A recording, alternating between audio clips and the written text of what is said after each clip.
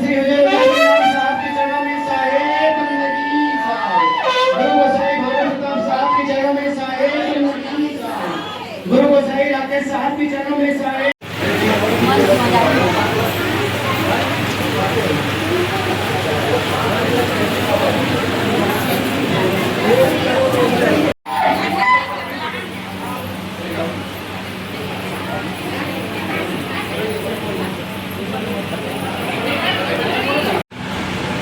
जीव मुक्तावर कारणे आए जगत मझार, गगन मंडल से उतरे सद्गुरु सत्य कबीर, जलज मान पौढ़न किए दो दीनन के पीर। अमर लोक से हम चली आए, आए जगत मझारा हो, जीव दुखी देखे भवसागर, ता कारण पर उधारा हो। सद्गुरु आए लोक से, देह धरी जग आए, जीवन बंध छुड़ाए के गुरु बंदी छोर बहाए। इस सृष्टि के कण कण में, घट घट में सदा सर्वदा विराजमान हमारे आराध्य हमारे सद्गुरु कबीर साहिब जी, परम पूजनीय हमारे गुरुदेव पंत श्री हुजूर प्रकाश मुनि नाम साहिब जी, परम पूज्य गुरुदेव पंत श्री हुजूर उदित मुनि नाम साहिब जी, आदरणीय संत महंत जनों, आमिर माता महिला मंडल, नवयुवक मंडल और यहाँ पर साहेब के एकत्रित हुए साहेब के सभी हंसजनों, नेमी जनों, प्रेमी जनों, सबको मेरी कोटि कोटि साहेब।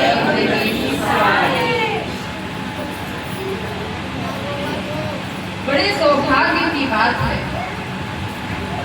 कि हमें हमारे सद्गुरु कबीर साहेब के इस धराधाम में आने के शुभ उपलक्ष्य में उनका प्रकट उत्सव मनाने का अवसर मिला है। उनका प्रकट दिवस मनाने का बड़ा परम पावन पुनीत अवसर हमें मिला है और उस अवसर के उपलक्ष्य में कबीर साहब के वाणी वचनों को सुनने के लिए, सुनाने के लिए हम सभी बड़े प्रेम के साथ यहाँ पर, बड़े उमंग उल्लास के साथ यहाँ पर एकत्रित हुए हैं कि साहेब के वाणी वचनों को सुने, साहेब के बारे में ध्यान करें और अपने जीवन को साहेब के प्राकट। मुझे भी अपने इस आयोजन का, इस उत्सव का, इस पर्व का, इस दिवस का एक हिस्सा बनाया। बड़े प्रेम के साथ मुझे भी आप लोगों ने अपने बीच बुलाया कि साहेब की कुछ बातें मैं भी सुन सकूं, साहेब की कुछ बातें मैं आपको सुना सकूं, उनके बारे में हम लोग ध्यान सुमिरन कर सकें। तो ये अवसर आप लोगों ने मुझे प्रदान किया, इसके लिए मैं आप सबकी बहुत आभारी हूँ। देखिए, हमारे परम पूज्य गुरुदेव श्री प्रकाश मुनि नाम साहेब की इच्छा अनुसार और उनके आदेशानुसार प्रतिवर्ष हमारे पूरे कबीर पंथ में ज्येष्ठ अमावस्या से लेकर ज्येष्ठ पूर्णिमा तक पूरे 15 दिनों तक पूरे कबीर पंथ में जगह जगह पर साहेब के प्रकट उत्सव का आयोजन होता है और उनके प्रकट दिवस का शुभ आयोजन किया जाता है, जिसमें जगह जगह पर अलग अलग स्थानों पर साहेब के प्रकट उत्सव आयोजित किए जाते हैं। और कल हमारे कबीर धर्मनगर दामाखेड़ा से परम पूज्य उदित मुनि नाम साहेब जी के कर कमलों से आनंदी चौका आरती के साथ बरसाइत ज्येष्ठ अमावस्या का हमारे सद्गुरु का प्राकट उत्सव आरंभ हो गया और ये पूरे 15 दिनों तक ज्येष्ठ पूर्णिमा तक चलेगा। जगह जगह पर लोग साहेब के प्राकट उत्सव का आयोजन करेंगे, प्रकट दिवस को मनाएंगे और साहेब के वाणी वचनों के द्वारा अपने आप को धन्य बनाएंगे। तो देखिए, हमारे सद्गुरु कबीर साहेब इस संसार में क्यों आए? अभी आप लोगों ने थोड़ी देर पहले सुना, जीव दुखी देखे भवसागर, ता कारण को उधारा। बहुत जीव दुखी, काल निरंजन के जाल में फंसकर, काल माया के जाल में फंसकर जीव दुखी है। कहाँ जाएं, क्या करें, किस तरह से अपने साहेब तक पहुँचे? उन्हें रास्ता बताने वाला कोई नहीं। जगह जगह पर ऐसा भटकाव, जगह जगह पर ऐसा जाल बिछा कि लोग और कहता है दुखी में, अपने दुख में दुखी होकर क्या कहता है, मिल जाए कोई संत फकीर पहुंचा दे भवसागर तीर। तो अपने जीवों को दुखी देखकर साहेब मनुष्य का रूप धारण करके, मनुष्य का रूप बड़ा दुख का कारण, कहिए तो ये संसार दुख का कारण है और उससे भी बड़ा दुख का कारण है मनुष्य का रूप। मनुष्य की देह धारण करना ही नाना प्रकार के दुखों का कारण है। लेकिन साहेब ने अपने जीवों को दुखी देखकर इस संसार में मनुष्य का रूप धारण किया। तो हमारी आत्मा कह उठी कि मिल गया है ऐसा संत फकीर जो है हमारे सद्गुरु कबीर। तो देखिए सद्गुरु कबीर साहेब ज्येष्ठ अमावस्या के दिन, जिसे हम लोग बरसाइत कहते हैं, इस कलयुग में इस धरा धाम पर, इस पृथ्वी पर पधारे और उनके आने का भी और उनके संसार से जाने का भी जो अवसर है, संवत 1120 प्रमाणा जेठ मध्य बरसाइत आना, बालक को तंसक धर लीन्हा, गढ़ गंधर्व देखी मोहि चीन्हा, कहाँ ही परस्पर बारंबारा, साहिब लीन मुझ अवतारा। चौकी सिदम के दामिनी भारी, श्वेत भंवर का हवा गुंजारी, जल सैया पुरई पड़ता हवा, साहिब आप पधारे से। तो संवत 1120 का प्रमाण है कि सद्गुरु कबीर साहेब एक छोटे से बालक का रूप धारण करके, एक तालाब में कमल के पूर्ण विकसित कमल के फूल पर एक बच्चे का रूप धारण करके, एक मानव रूप धारण करके, मनुष्य का शरीर धारण करके इस संसार में आए और उन्हें ज्येष्ठ मास अमावस्या के बरसाइत के दिन चंदन साहू और उदा ने पाया। लेकिन उन्होंने अपना जीवन का ये अनमोल अवसर गंवा दिया। साहेब तो स्वयं कहते हैं कि बरसाइत का जो समय है, ज्येष्ठ अमावस्या की जो शुभ घड़ी है, वो कोई साधारण नहीं। बरसाइत समतिथि नहीं आना, पार ब्रह्म अवतार अमाना। ऐसी कौन सी इस संसार में घड़ी होगी, ऐसा इस संसार में ऐसा कौन सा तिथि होगी, कौन सा समय होगा जब स्वयं सद्गुरु कबीर साहेब, स्वयं सत्य पुरुष परमात्मा अपना सत्यलोक छोड़कर हम जीवों के दुख को दूर करने के लिए इस संसार में मनुष्य का रूप धारण करके आए, पार ब्रह्म अवतार अमाना। ऐसी घड़ी हो ही नहीं सकती इस संसार में। बरसाइत ममतिथि अति पावन, कर्म धर्म भव रोग नशावन। साहेब तो स्वयं अपने मुख से कहते हैं कि बरसाइत के समान कोई अन्य तिथि पावन और पुनीत हो ही नहीं सकती। उसके बाद देखिए ज्येष्ठ पूर्णिमा का दिन, सभी जानते हैं कि नीरू-नीमा ने उन्हें कैसे पाया। संवत 1455 साल गए, चंद्रवार एक ठाठ है, जेठ सुदी बरसाइत को पूरन मासी को प्रगट भये, खन गर्जे दामिनी दमके, बूंदन के झड़ लाग गए, काशी शहर के लहर तालाब में सद्गुरु कबीर प्रकट भये। तो संवत 1455 में हमारे सद्गुरु कबीर साहब जब मनुष्य का रूप धारण करके आए और नीरू-नीमा ने उनका पालन पोषण किया और उसके बाद सद्गुरु कबीर साहब इस संसार में लगभग 120 वर्षों तक रहे और अपने नाना प्रकार के वाणी वचनों के माध्यम उन्होंने लोगों के दुखों को दूर किया, उन्हें सही मार्ग बताया और अपने हंस जीवों को अपने साथ भवसागर से पार करके सत्यलोक ले गए। तो साहेब का एक वाणी वचन,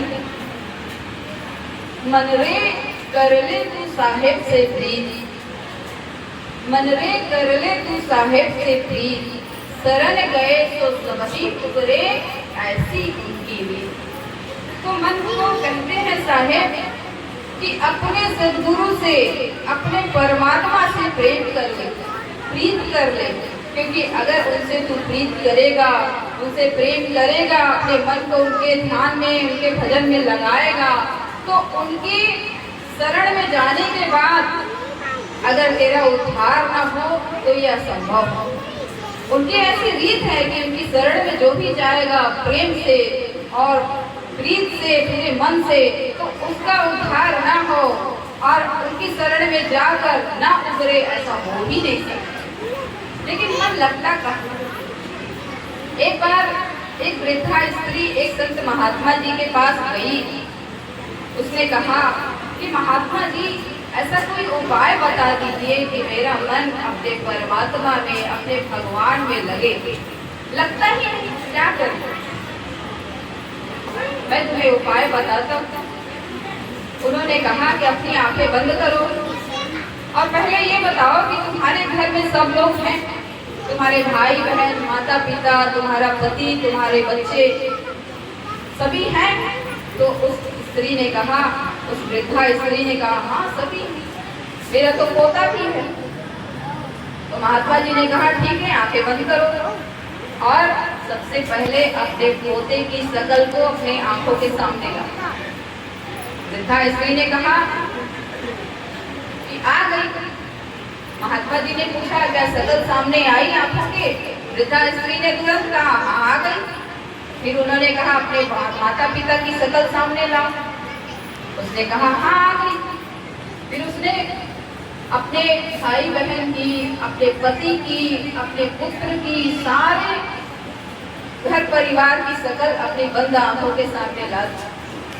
फिर महात्मा जी ने कहा कि अपने भगवान की, अपने परमात्मा की शकल अपनी आंखों के सामने लाओ। स्त्री ने कहा, नहीं दिखाई पड़ती। बड़ा मुश्किल से एक झलक उसकी आंखों के सामने उन परमात्मा की, उन भगवान की आई।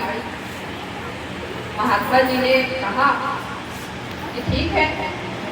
उस स्त्री ने सोचा कि महात्मा जी कोई उपाय बता रहे हैं कि मेरा मन उन भगवान में, उन परमात्मा में, उन सद्गुरु में लगे, इसलिए मुझे आंखें बंद करने को बोल रहे हैं और जैसा जैसा करने को बोल रहे हैं मैं कर रही हूँ।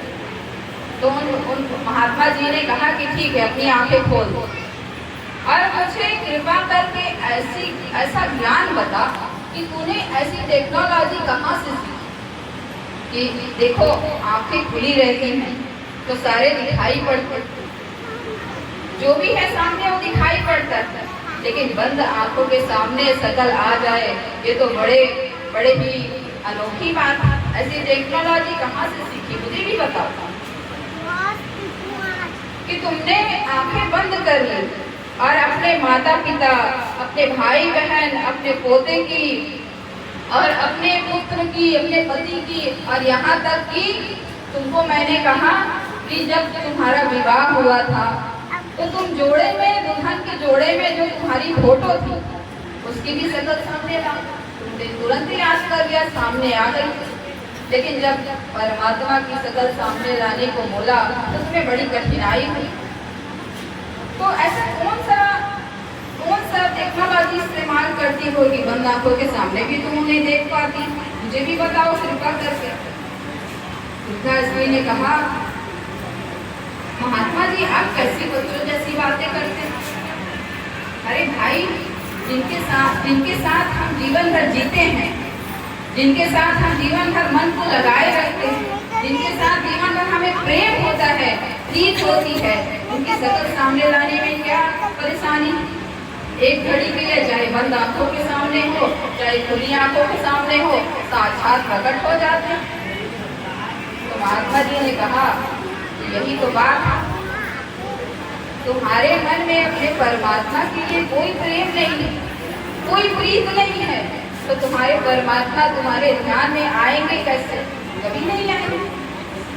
और देखिए, ये मन जो होता है अगर जगत में लगाया जाए तो जगत की तरफ भागता है, जगत की तरफ इसका ध्यान जाता है, और अगर इस मन को परमात्मा में लगाया जाए तो परमात्मा की तरफ जाता है। ये तो साधारण सी बात है कि मन को जिधर लगाओगे वो उधर जाएगा। अब देखिए, जैसे पानी होता है, पानी का स्वभाव क्या है? पानी का स्वभाव होता है जहाँ भी नीचे होगा उसी तरफ जाएगा। अगर कहीं पर पानी को डाल दिया जाए तो जहाँ ढलान होगी, जहाँ नीचा होगा उसी तरफ भागेगा। लेकिन अगर इस पानी को ऊपर ले जाना हो तो क्या करेंगे?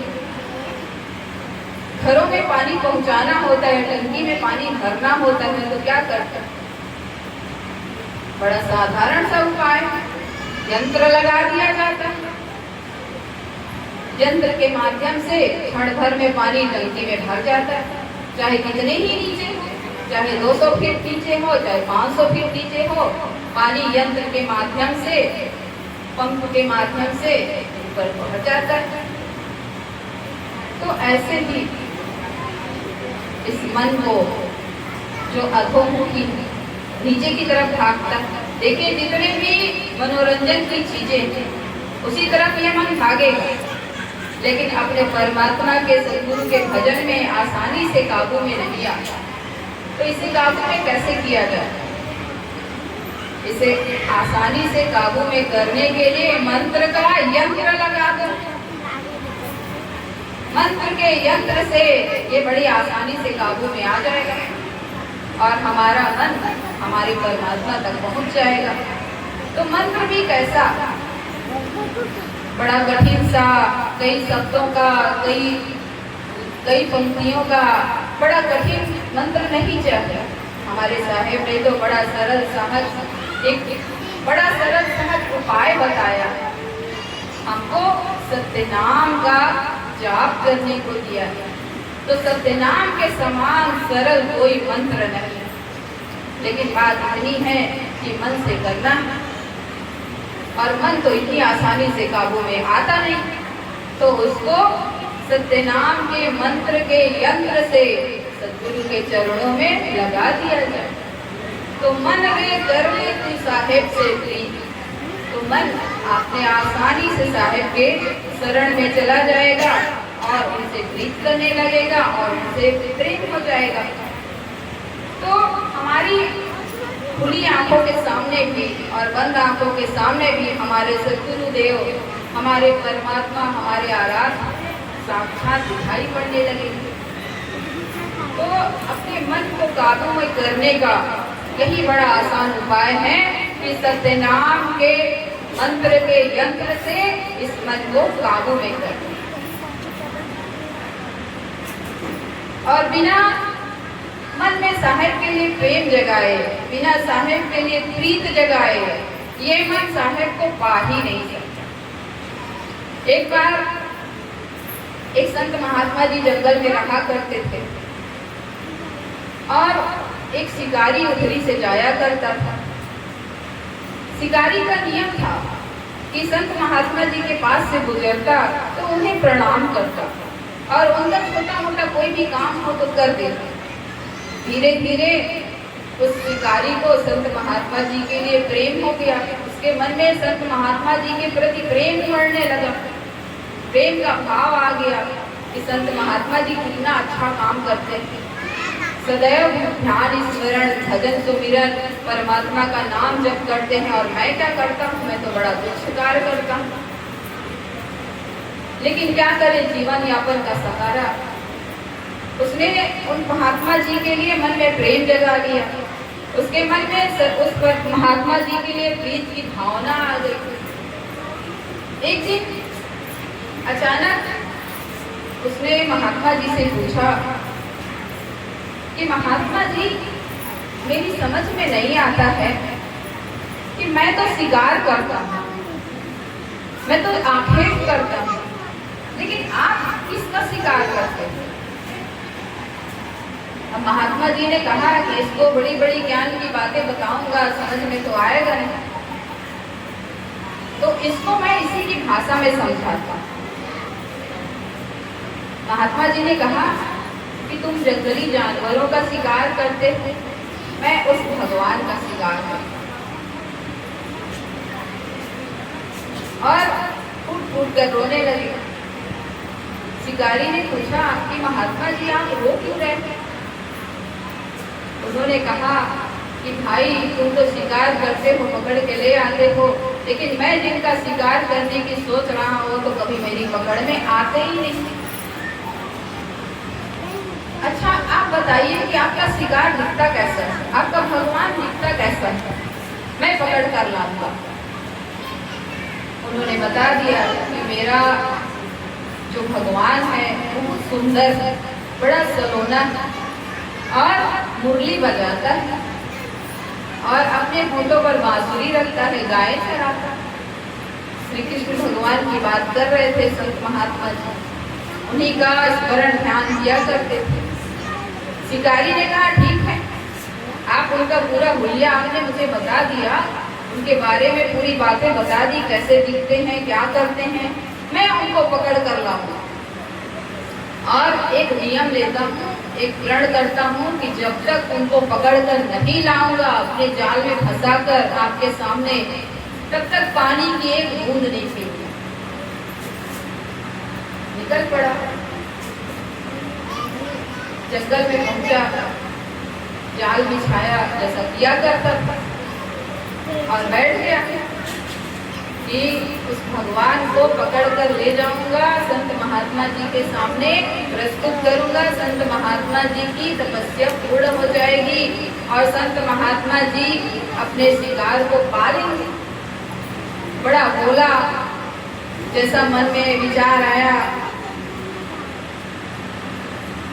वैसा काम करने लगा, बैठा रहा। अब कहीं ऐसा भी होता है कि भगवान अपने आप चल के जाल में आके फंस जाएंगे, उनको तो ढूंढना पड़ता है। और कहाँ ढूंढना पड़ता है? उनको अपने अंदर ढूंढना पड़ता है, वो बाहर थोड़ी मिलते। अब शिकारी को इस बात का पता नहीं, इस बात का अंदाजा ही नहीं उसे। बेचारा भोला भाला जीव जैसे अपने शिकार पकड़ता था, वैसे भगवान को भी समझ लिया कि शिकार पकड़ कर ले आऊंगा। एक दिन बीत गया, दूसरा दिन बीत गया, तीसरा दिन भी बीतने को हुआ। अब उस शिकारी की हालत खराब, क्या करे? पानी की एक बूंद भी नहीं पी थी, खाना पीना तो छोड़ो, अब उसकी हालत खराब। ऐसा समय आ गया, अब लगा कि अब इसके प्राण निकलने वाले।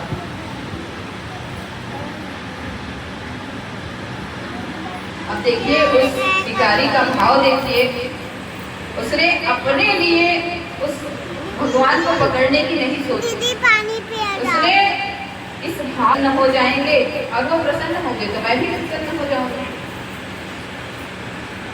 संत महात्मा जी अपने भगवान से बहुत प्रेम करते हैं और जब उनको पा लेंगे तो कितना प्रसन्न होंगे। इस निस्वार्थ भाव से उसका अपना कोई स्वार्थ नहीं, परमार्थ के लिए वो भगवान को शिकार बनाना चाहता था, जाल में फंसाना चाहता था। और भगवान तो भाव के भूखे, भगवान को कुछ नहीं चाहिए, उनको भाव से मतलब था, उनको प्रेम से मतलब था, उनको प्रीत से मतलब था, उनको और कुछ नहीं चाहिए। नाना प्रकार के बड़े बड़े बहुमूल्य आभूषण, बहुमूल्य चीजें, बेशकीमती पदार्थ उनके सामने प्रस्तुत करो, उनको कोई फर्क नहीं पड़ता, उनको तो हमारे हृदय के भाव चाहिए। और उसका ऐसा भाव, निस्वार्थ भाव, परमार्थ परोपकार के उद्देश्य से गया था, तो भगवान प्रसन्न हो गए और उसके जाल में आके प्रकट हो गए। जब उसके प्राण निकलने को ही थे, प्यासे, बिना पानी के प्यासे होने के कारण उसके प्राण निकलने को हुए, तो भगवान उसके जाल में प्रकट हो गए, क्योंकि वो तो भाव के भूखे और उसका भाव दूसरे को उपकार करने का था। अपने लिए तो उसने उस भगवान को नहीं पकड़ना चाहा। जब उस शिकारी ने भगवान को देखा, श्याम सुंदर को देखा, तो देखता रह गया। उनका सलोना रूप देखकर उसकी आंखों से आंसू बहने लगे। वो खुद ही उनके प्रेम में पड़ गया और फूट कर रोने लगा। लेकिन तुरंत उसे याद आया कि अरे मैं तो दूसरा काम करने के लिए आया था, और भगवान को अपनी पीठ पर जाल में फंसा कर ले चला। जहाँ शिकारी के सामने प्रस्तुत किया, शिकारी ने उस जाल में फंसे भगवान को महात्मा जी के सामने प्रस्तुत किया। महात्मा जी ने देखा तो आश्चर्यचकित रह गए कि ये क्या हुआ। और शिकारी रास्ते में सोच रहा था कि भगवान को पकड़ कर ले जाऊंगा तो पर वो महात्मा जी कितना प्रेम, कितना आनंद उनके मन में उपजेगा, कितना प्रसन्न होंगे। और भगवान उसके भाव देख देख कर गदगद हुए जा रहे हैं। और उस शिकारी ने जब भगवान को महात्मा जी के सामने प्रस्तुत किया तो महात्मा जी देखकर आश्चर्यचकित रह गए। उस शिकारी को प्रेम से अपने गले लगा लिया कि आज तुमने मेरी इच्छा पूरी कर दी। और भगवान से पूछा कि आपने ऐसा क्यों किया? जिनको आप, जिस प्रेम से मैं आपको पाना चाहता था, इतने वर्षों से आपको पाना चाहता था, इतने वर्षों की तपस्या की, लेकिन आप मेरे पास नहीं आए, मेरे सामने प्रकट नहीं हुए और इसके सामने केवल 3 दिनों में प्रकट हो गए। ऐसा आपने क्यों किया? तो भगवान ने कहा कि भाई देखो, इसका एक बड़ा कारण, मैं ऐसे ही प्रकट नहीं हो गया, मैंने इसके मन के भाव देखे, ये क्या चाहता था। इसके आपके लिए इसके मन में निश्चल प्रेम था, इसको आपसे कुछ नहीं चाहिए था, ये केवल आपको प्रसन्न देखना चाहता था कि जब भगवान इसके सामने आएंगे, महात्मा जी को मिलेंगे तो कितना प्रसन्न हो। केवल वो ये बस देखने के लिए निस्वार्थ भाव से वो मुझे पाना चाहता था। और तुम्हारे प्रति इसका निश्चल प्रेम देखकर और अपने वाणी वचन पे अटल रहने का निश्चय देखकर कि मर जाऊंगा लेकिन भगवान को पकड़े बिना पानी की एक बूंद नहीं पीऊंगा, ये भाव देखकर मैं प्रकट हूँ। तो देखिए, जो परमात्मा है उनको हमसे क्या चाहिए? परमात्मा को केवल हमारा प्रेम चाहिए, हमारी प्रीत चाहिए, हमारा मन चाहिए। और जब इस मन को जगत में लगाएंगे तो जगत मिलेगा, और जगत के मालिक में लगाएंगे तो मालिक मिलेगा। ये तो बड़ी साधारण सी बात है। तो हमारे सद्गुरु कबीर साहेब अपने हंस जीवों के दुख को देखकर, अपने हंस जीवों के प्रेम को देखकर, उनकी प्रीत को देखकर इस संसार में प्रकट हो। और सद्गुरु कबीर साहब का इस संसार में प्रकट होना किसी चमत्कार से कम नहीं, और ना ही इस संसार से उनका अंतर ध्यान होना किसी चमत्कार से कम नहीं। सद्गुरु कबीर साहब का तो पूरा का पूरा जीवन देखिए चमत्कारों से भरा पड़ा। ऐसा उनके जीवन में कितने नाना प्रकार के प्रसंग हैं जो केवल चमत्कारों से भरे पड़े हैं। तो हमारे सद्गुरु कबीर साहब के जीवन के 1-2 चमत्कार मैं आपको बताना चाहता हूँ। एक बार सद्गुरु कबीर साहब अपने भक्त जीवों को सही रास्ता दिखाते हुए, अपने हंस जीवों को भवसागर से पार ले जाने का उपाय बताते हुए, अपने भक्तों के प्रेम के कारण उनके सामने, उनके साथ रहते हुए, उनके सत्संग में शामिल होते हुए घूमते घूमते एक गांव में पहुंचे। एक गांव में जब साहेब सद्गुरु कबीर साहब पहुंचे तो उस गांव में एक बहुत सुंदर सा बाग था, एक बगीचा था, और उस बगीचे में बड़ा सुंदर एक कुआं था।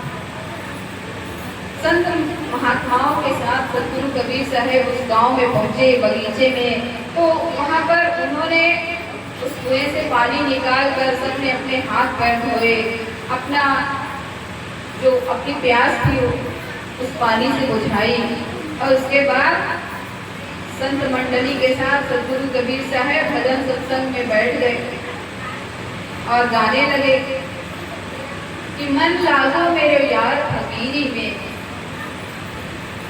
उनके भजन को सुनकर साहेब भजन गा रहे हैं बड़े प्रेम के साथ, और उनकी संत मंडली जो उनके साथ है वो भी बात उनके साथ दोहरा रही। तो उनके भजन सत्संग को सुनकर सारे गांव वाले इकट्ठा हो गए। जब सारे गांव वाले इकट्ठा हो गए, सभी साहेब के भजन सत्संग में डूब गए। क्योंकि सदगुरु कबीर साहिब ने जो भक्ति का रंग जमाया है, तो उस रंग में रंगे बिना तो कोई छूट ही नहीं सकता। तो सभी भजन सत्संग का लाभ लेने लगे, और जब भजन सत्संग का कार्यक्रम खत्म हुआ तो साहेब के पास एक युवक दौड़ा दौड़ा आया, पूछा कि आप क्यों रो रहे हैं, क्या कारण है, क्यों रो रहे हैं, क्या दुख है तुम्हारे जीवन में। उस युवक ने कहा कि मेरे जीवन में सब प्रकार के सुख, जितने सांसारिक सुख है सारे सुख, लेकिन मेरे जीवन में बस एक दुख है, मेरे जीवन में बस एक इच्छा है कि मैं उन परमात्मा को अपनी आंखों से देखना चाहता हूँ।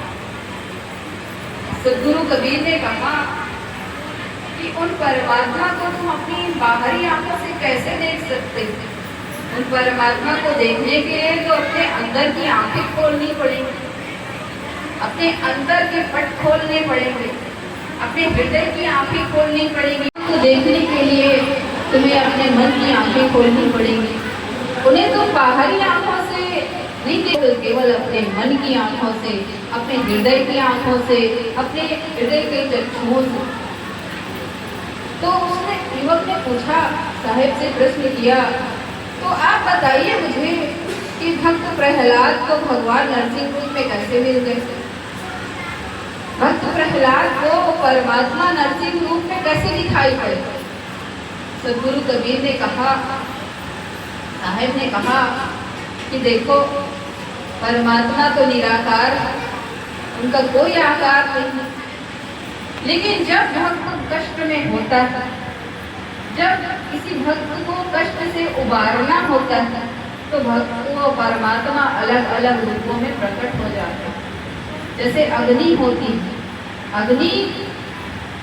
अग्नि लकड़ी के आकार प्रकार के अनुसार प्रकट होती है। तो ऐसे ही जब कष्ट में होता है कोई भक्त, तो उस भक्त के कष्ट को दूर करने के लिए परमात्मा अलग अलग रूपों में अपनी लीला दिखाने के लिए प्रकट हो जाते हैं। तो परमात्मा के जो निज रूप को तुम नहीं देख पाओगे, उसको देखने के लिए केवल तुमको अपने मन की आंखें खोलनी पड़ेगी, केवल लीला वाले रूपों को देख पाओगे। ठीक है, मैं वही देखना चाहूँगा, मुझे उस परमात्मा का लीला में स्वरूप भी दिखा दीजिए। साहेब ने कहा कि ठीक है, तुम्हारी ये बहुत बड़ी इच्छा है तो पूरी हो जाएगी। कल तुम्हारे घर पर परमात्मा लीला में स्वरूप में प्रकट होंगे और तुम उन परमात्मा के लीला में रूप को देख पाओ। अब वह युवक बड़ा प्रसन्न हुआ, बड़ी खुशी खुशी घर गया और अपने घर में पहुंचकर उसने अपने घर को साफ सुथरा झाड़ू बुहार कर, आंगन को लिपाई पुताई करके एक सुंदर आसन लगाया। अब सारे ग्रामवासी भी सुन रहे थे कि कल इसके घर में भगवान परमात्मा प्रकट होंगे, साकार रूप में इसके घर में परमात्मा दिखाई पड़ेंगे। सारे ग्रामवासी एकत्रित हो गए और उसने सोचा कि जब परमात्मा हमारे घर पर आएंगे तो मैं परमात्मा को इस सुंदर आसन पर बिठाऊंगा और परमात्मा के सामने अच्छे अच्छे पकवान प्रस्तुत करूंगा, जो भी मुझसे हो पड़ेगा, जैसे भी मुझसे उनसे स्वागत सत्कार, जो मेरे मन में इच्छा है सारी इच्छाएं पूरी करूंगा। ऐसा सोचकर मन ही मन बड़ा प्रसन्न हुआ जा रहा है। एक से एक तैयारी की उसने, सारे घर को स्वच्छ बनाया, एक सुंदर आसन लगाया, साहेब को प्रस्तुत करने के लिए बड़े अच्छे अच्छे पकवान बनाए परमात्मा को खिलाने के लिए और उनको देने के लिए बड़ा सुंदर सा उपहार, एक बड़ा सुंदर सी भेंट भी तैयार की। अब इंतजार होने लगा कि परमात्मा आएंगे। साहेब ने कहा है, सदगुरु कबीर ने कहा है, तो परमात्मा जरूर आएंगे। और परमात्मा की प्रतीक्षा होने लगी, उनका इंतजार होने लगा और वह युवक भोजन की तैयारी देखने के लिए चला गया अपने रसोई घर में। तभी अचानक क्या हुआ कि एक भैंसा जो कीचड़ में पूरा लटपट था, कीचड़ में लौट के आया था, ऐसा लग रहा था, वो आया, उसके आंगन में पहुंचा और आसन की तरफ बढ़ने लगा।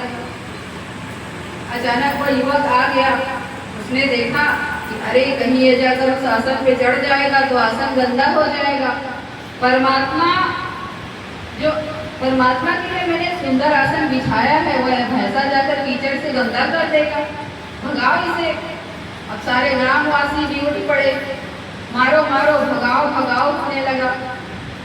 अब देखिए, कोई भी व्यक्ति अपनी लाठी या अपना कोई भी जो मारने के लिए उठाया था लेके उसके पास पहुंचता, उसके पास पहुंचने के पहले ही वो भैंसा गायब हो गया।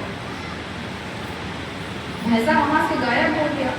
अब उस युवक ने देखा तो उसके मन में आया कि अगर ये कोई साधारण भैंसा होता तो ऐसे कैसे गायब हो जाता।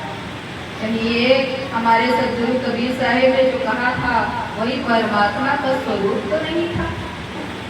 दौड़ पड़ा सदगुरु कबीर साहिब के पास, उनके चरणों में गिर गया और पूछा कि साहिब, आपने कहा था कि कल परमात्मा मेरे घर पर पधारेंगे और लीला में रूप में पधारेंगे, तो कहीं वो भैंसा जो आया था वो भगवान, वो परमात्मा ही तो नहीं था। साहिब ने कहा, तुमने पहचाना नहीं। मैंने तुमसे क्या कहा? मैंने तुमसे कहा था कि उस परमात्मा के निराकार स्वरूप को तुम कैसे देखोगे? वो तो अनुभव की चीज है, उनको तुम अपनी आंखों के सामने केवल एक साकार स्वरूप में, लीलामय स्वरूप में देख पाओगे। अपने भक्तों के कष्ट को उबारने के लिए वह उसके भाव के अनुसार अलग अलग रूपों में प्रकट होते हैं, तो उस रूप को तुम देख पाओगे, उस परमात्मा को तुम कहाँ देख पाओगे? और तुमने उस लीला में स्वरूप भैंसे को मारने के लिए तुम लोग उठ पड़े, वही तो परमात्मा था।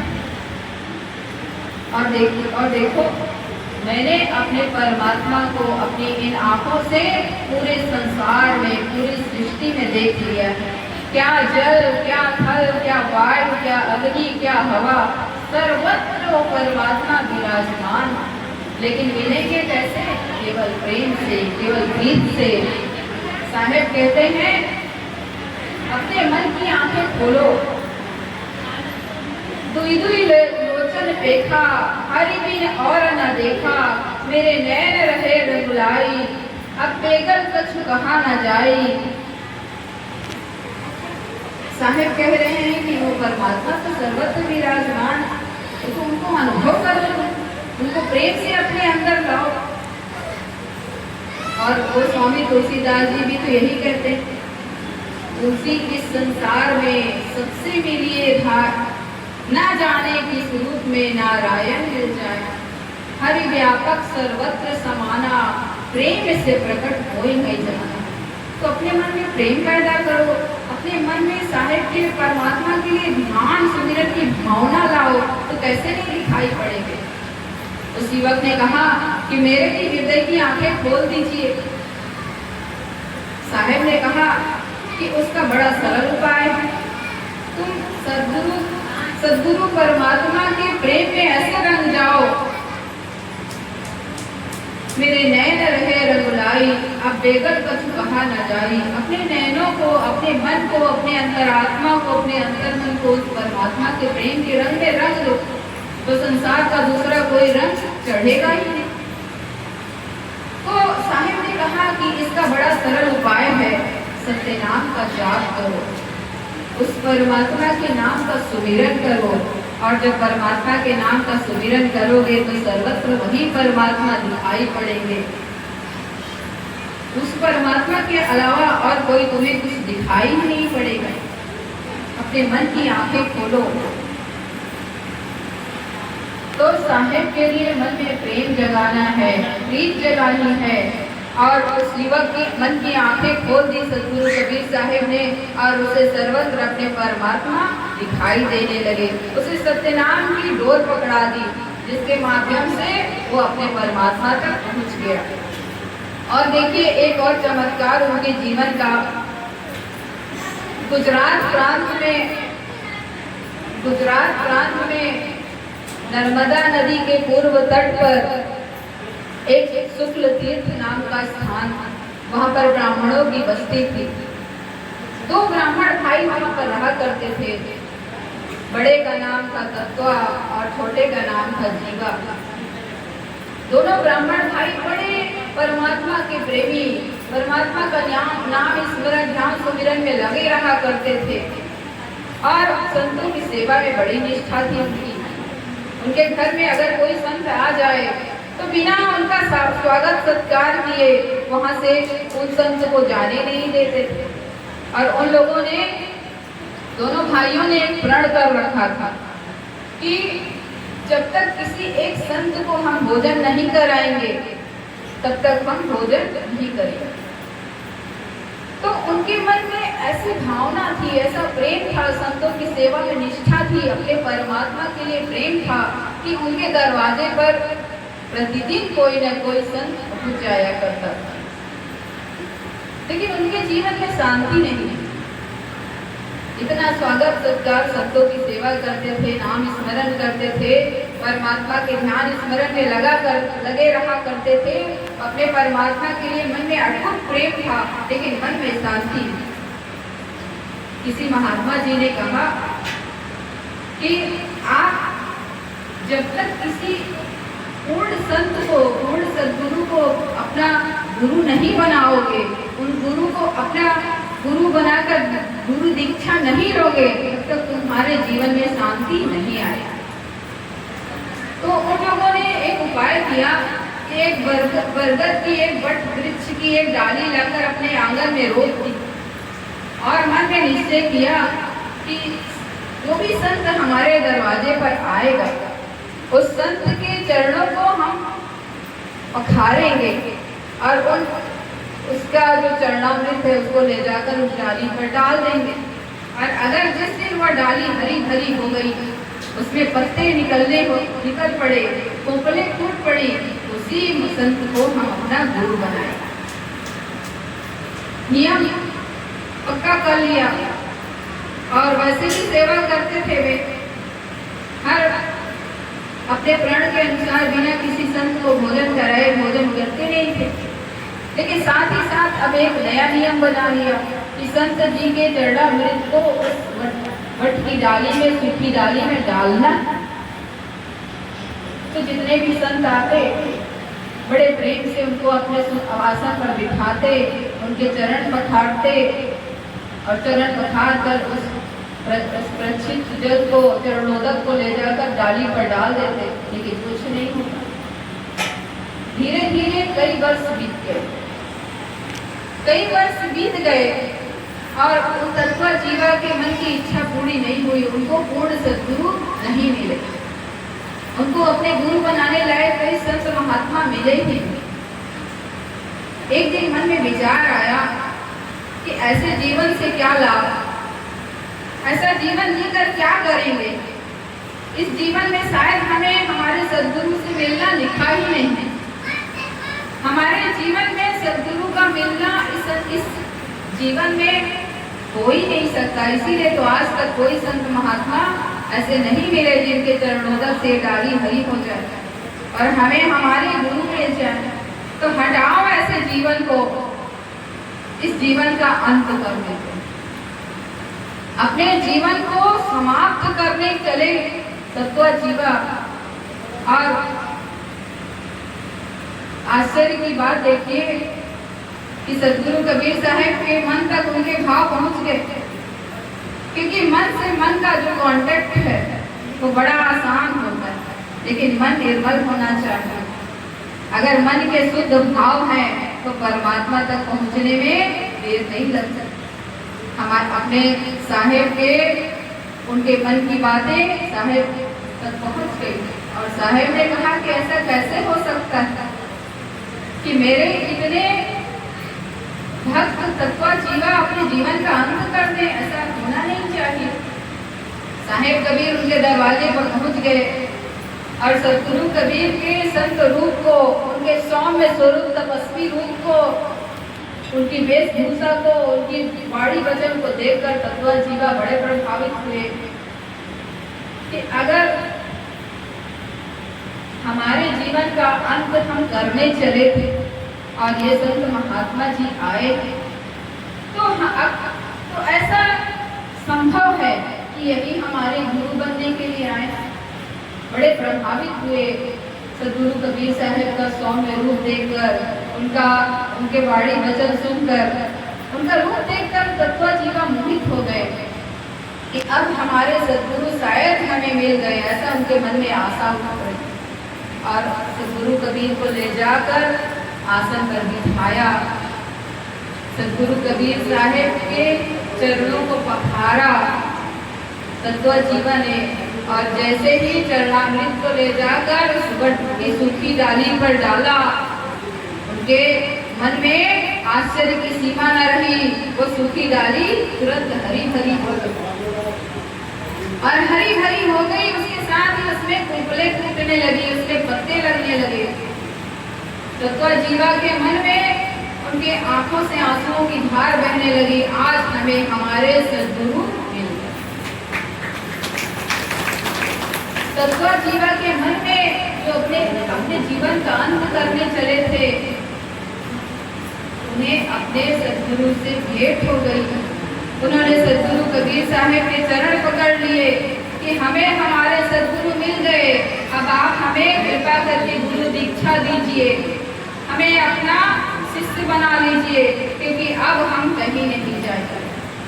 अब हमें किसी संत महात्मा की तलाश नहीं करनी है, हमें हमारे सद्गुरु मिल गए, हमारे गुरु मिल गए, हमारे मन की जो साध है, मन की इच्छा है, वो आज पूरी हुई। सद्गुरु कबीर ने उन्हें अपना शिष्य बना लिया, और तत्व जीवा ने भी सद्गुरु साहब के वाणी वचनों को जगह जगह पर फैलाना प्रारंभ कर दिया। साहब के वाणी वचनों का विस्तार, प्रचार प्रसार पूरे संसार में किया, और आज भी जो तत्व जीवा का जो प्रचार केंद्र है वो बिहार में उपस्थित है।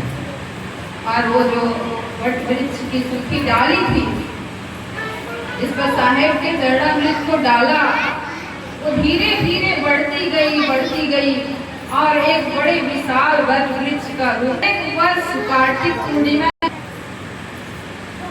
कभी कभी पंथी वहां पर आते हैं, और उस विशाल वट वृक्ष के बीच में, उसके नीचे एक बड़ा सुंदर सा मंदिर है। उस मंदिर में सद्गुरु कबीर साहब की संगमरमर से निर्मित मूर्ति आज भी रखी।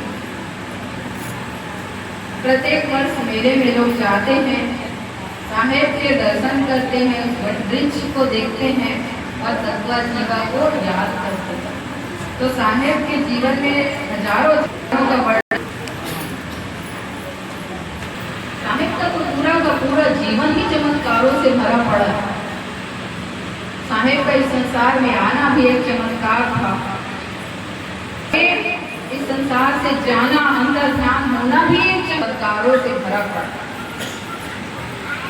साहेब अपने भक्त जीवों को इस संसार से ले जाने के लिए आए, अपने हंस जीवों को दुखी देकर उनके दुख को दूर करने के लिए आए।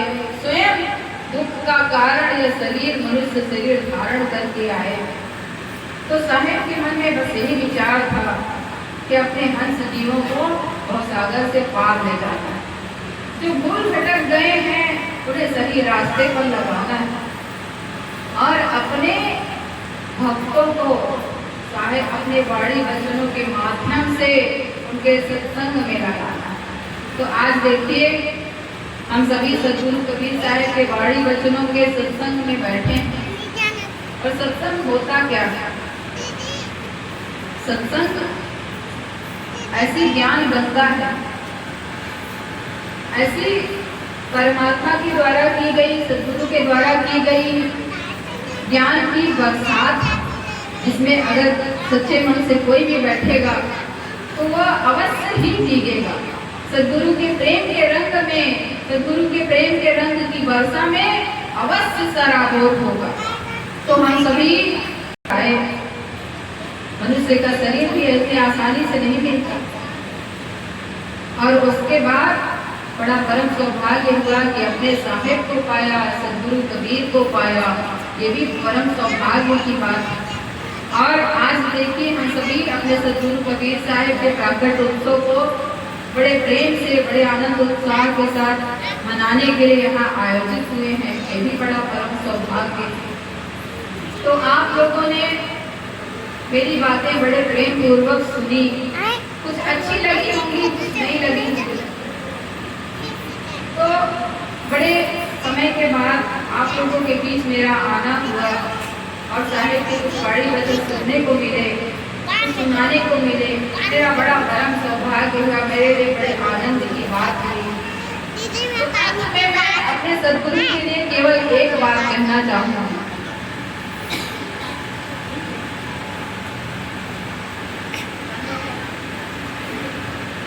अपने साहिब सदगुरु कबीर साहिब के लिए केवल एक बात कहना चाहूंगी। अपने साहिब सदगुरु कबीर के लिए सभी के मन में प्रेम की भावना बनी रहे और सदगुरु कबीर साहिब का प्रेम सबके मन में, साहिब तो स्वयं कहते हैं, मन रे कर ले तो साहिब से प्रीत, शरण गए तो सबही उबरे, ऐसी उनकी रीत। तो अपनी रीत को बनाए रखना है, अपने मन में साहिब के लिए प्रेम की भावना बनाए रखनी है, साहिब के लिए प्रीत को सदैव एक रस बनाना है। कभी ऐसा नहीं कि दुख आया तो साहिब के लिए प्रेम कम हो गया, सुख आया तो साहिब को भूल गए, और कभी कभी साहिब के लिए प्रेम बहुत उमड़ गया तो साहिब के लिए बहुत धन्यवाद कर दिया। ऐसा नहीं, साहिब के लिए मन में एक रस, एक सार प्रेम की भावना बनाए रखनी। चाहे कितना भी दुख आए, चाहे कितना भी कष्ट आए, साहिब के लिए हमारे मन में प्रेम कम नहीं होना। तो ऐसे दृढ़ निश्चय के साथ अपने साहिब से प्रीत लगानी है। तो अपने साहिब के लिए मैं अंत में बस यही कहना चाहूंगी कि दिग्गज संत अनंत हुए हैं, दिग्गज संत अनंत हुए हैं, लगी कवियों की भीड़, अब तक हुआ ना आगे होगा तुम जैसा साहिब कबीर। साहिब घर आरती साज है, मिट गए सत्य कबीर की आरती, जागर होत प्रकाश, टोट भूत सब भागी है, होए गरीब नाश, साहेब बंदगी साहेब।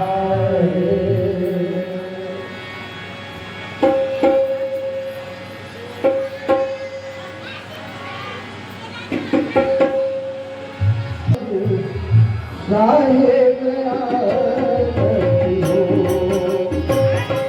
आरती रे दयाल, साहेब आरती।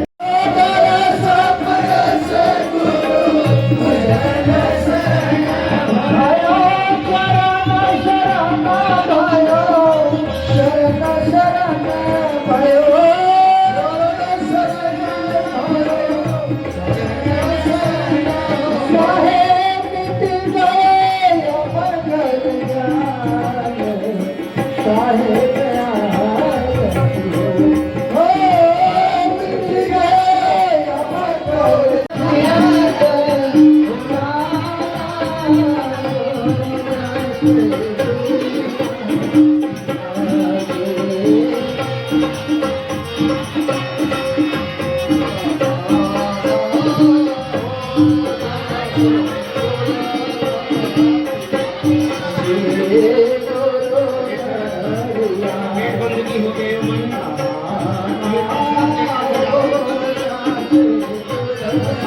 हो गए